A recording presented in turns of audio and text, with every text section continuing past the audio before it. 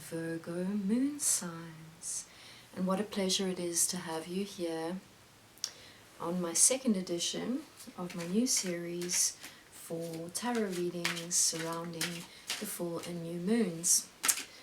And last time I released it quite close to the full moon, and I'm hoping to get a little bit closer, or give you a little bit more time rather, in terms of accessing these energies.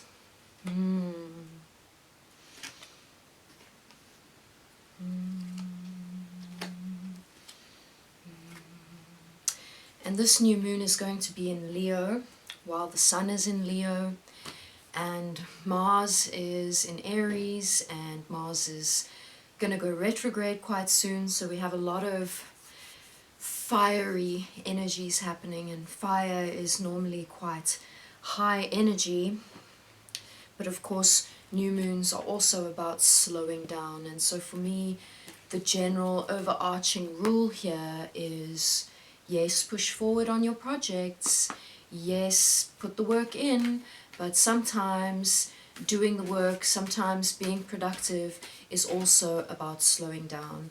And Virgos, of course, you are so perfectionistic and you are such hard workers, and so I really want to encourage you to take some time out, to relax, to tap in with who you are, to reconnect as well with your intentions.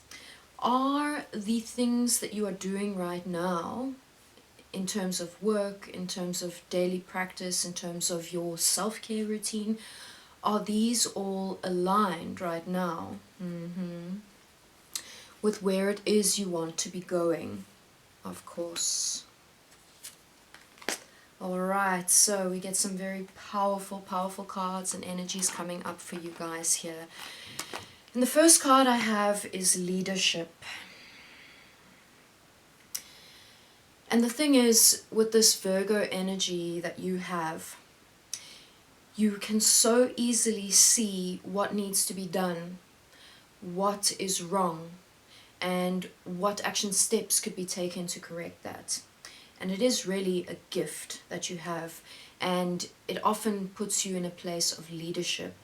But what is essential for that Virgo energy is being able to learn how to voice and speak the criticism with love, because a lot of the time people find that Virgo energy very harsh, because it does stab right to the heart of the issue. So in honing your leadership skills, you're natural born leaders, and of course with this beautiful fiery energy around the Leo new moon as well as the sun sign,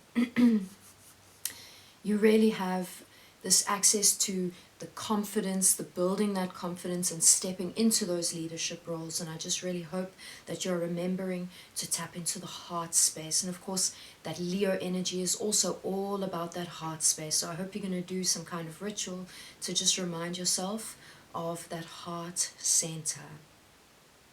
Because when you're speaking from the space of heart and space of love, then it's delivered with kindness, and then it's much easier for people to digest and hear you. The other thing that's coming through here is a card called nurture.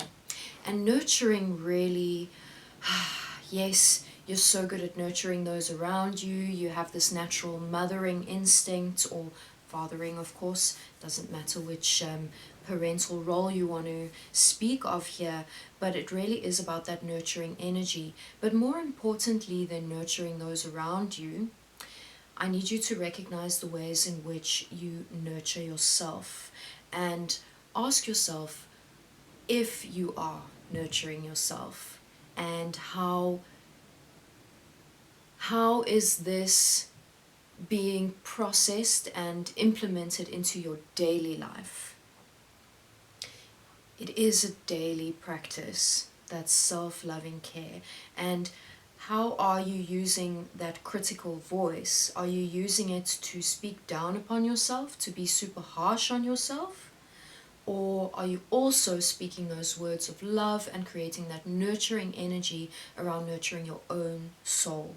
Because you can truly only be that nurturing energy for others when you are also self-nurturing.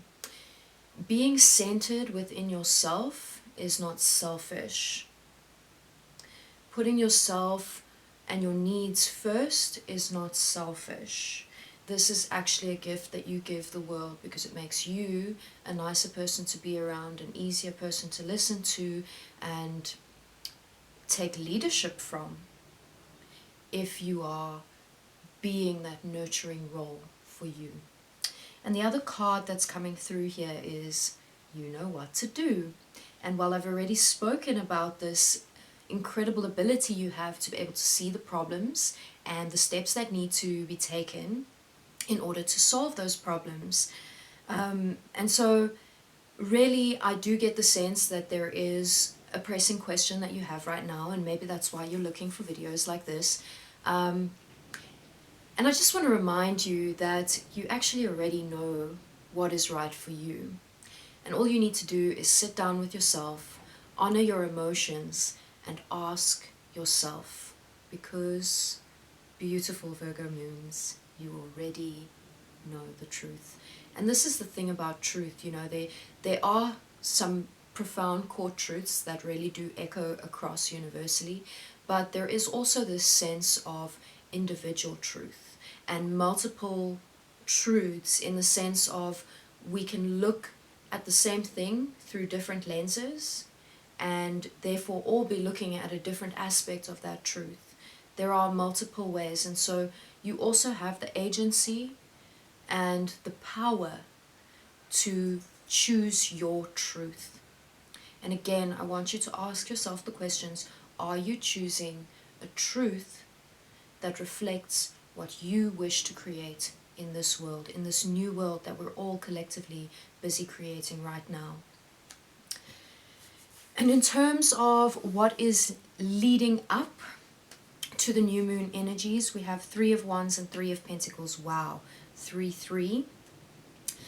And of course the 3 has that divine energy. Of course it's associated with the Trinity of Christianity. It's also associated with the concept of mind, body, soul, and that bringing together of these energies to form a beautiful balance. But essentially with this triad, there really is a focus on bringing a spiritual aspect in. So for example, if we view the Trinity as a partnership between 2 people, if you bring spirit in as that third aspect, that's what makes it complete. And this is what makes it a sacred number. So with the 3 of Pentacles specifically, I really am getting the sense that you're building something beautiful with a partner. Now this may be a romantic partner, a married partner, but it also may be a soulmate friend or even another family member. But there really is this sense of building something really meaningful, really beautiful in partnership with someone else, and that it really is about the coming together of these energies. And it really is something that is creating and manifesting something material, something physical that you can see really coming into this realm. But of course this is an ongoing process. It's not something that is complete. And I'd like you to remember a time when you started to visualize the path that you're on now. And back then it was only a vision. And right now you still have a vision. This is now talking about that 3 of Wands. And the 3 of Wands really is about looking ahead and visualizing for the future and seeing the path slowly appearing. And maybe you don't see the whole path. Maybe some of it is not so clear. But you know that you can take these next few steps, and the rest of it just unfolds. And the best thing to remember about this process is giving it back up to spirit. Yes, we create our visions of what we want for the future, but then we also release that vision to your guides, to your spirits, to the angels, or God, or Jesus, or whichever terminology you prefer. We're all working with energy here, divine, sacred source energy. So remember to trust in spirit, to trust in the guidance that is delivered to you on a daily basis through your intuition, through your feelings, through your emotions. And then for around the time of the new moon, there does seem to be an upturn in work coming in. And I would really like to remind you the importance of, yes, you've got to do the physical work, but don't overexert yourself. Honor yourself as well. You do need some good rest. You do need to sit with yourself. You do need to breathe. You do need to exercise your body. You do need to go into nature. You do need to look after yourself, eat well, etc., etc. So please just bring in that aspect of balance and just remember the power there is in looking after yourself, and that this actually makes you more productive. So sometimes it's really not about putting in more hours, but remembering that the quality of the hours you put in is balanced out by the quality you put into yourself, the self-care, the nurturing, the healing work. And then we have this with the Judgment card. So if you can find this balance around this time, there really is a portal of immense, incredible awakening for you. And I'm sure you've already been through many awakenings. And this is the exciting thing about awakening. It's not just a process you go through once and then it's like, cool, I know everything now. No, because there are always more aspects to awaken to, more aspects of who you are. We're always expanding those definitions of ourselves and feeling more of our connection to everything. And so I'd really like for you to remember to honor yourself at this time. And then in terms of after the new moon energy, as we move towards the next full moon, we have the Hermit card with the Page of Pentacles. And what's interesting about this combination here is I'm really getting the sense that there is a bit of a slowing down, where normally there's a bit of a speeding up after the new moon. There's a little bit of a slowing down, and it's not necessarily that everything comes to a halt or that things are not moving forward, but the aspect or the place where things are moving forward has slightly altered. You are learning, you are studying, you are reading, you are researching, you are accumulating knowledge and using this knowledge to formulate new ideas, new plans, new ways of looking and seeing. Perhaps it's a new way of running your business, perhaps it's a new way of approaching your paid job, or maybe it's even a change of job. But I really am getting the sense that there is an education process happening and a time of withdrawal from society. And I know this Hermit card really has been quite a energy for the year of 2020, because everyone has been forced into that withdrawal mode and the going deep within, and so many have been confronted with the shadow work without having necessarily been ready for it. And sometimes it can be quite traumatic if you're not ready for it.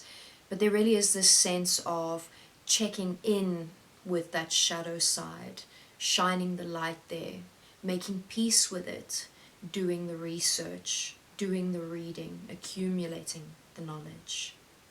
And so, beautiful Virgo moons, it's such a pleasure to do this reading for you, and I really hope you've enjoyed it.